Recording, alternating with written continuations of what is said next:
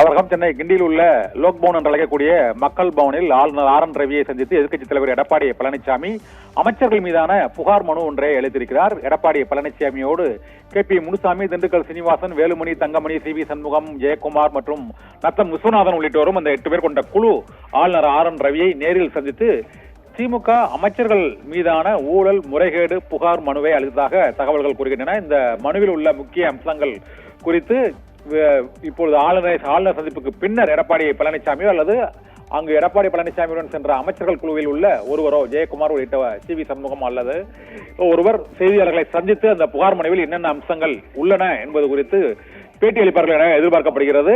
ஆளுநர் R N ரவியை எதிர்க்கட்சித் தலைவர் எடப்பாடி பழனிசாமி இன்று நேரில் சந்தித்து 8 பேர் கொண்ட குழுவோடு நேரில் சந்தித்து ஒரு புகார் மனுவை அளித்திருக்கிறார்.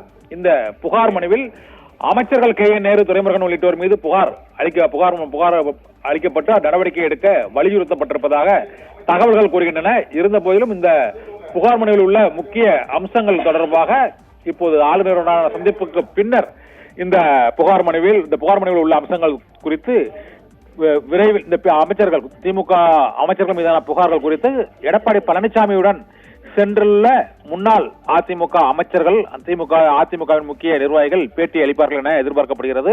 ஆளுநர் ஆர் என் ரவியுடன் சுமார் ஒரு அரை மணி நேரத்திற்கும் அதிகமாக இந்த சந்திப்பு நீடிக்கிறது. அவரிடம் புகார் மனு அளித்த அந்த புகைப்படம் மட்டும் வெளியாகி இருக்கிறது. இதைத் தொடர்ந்து அந்த புகார் மனுவில் உள்ள அம்சங்கள் குறித்து உரிய நடவடிக்கை எடுக்க வேண்டும் என்று எதிர்க்கட்சித் தலைவர் எடப்பாடி பழனிசாமி ஆளுநரிடம் வலியுறுத்தியதாக கூறப்படுகிறது. அபிரகாம்.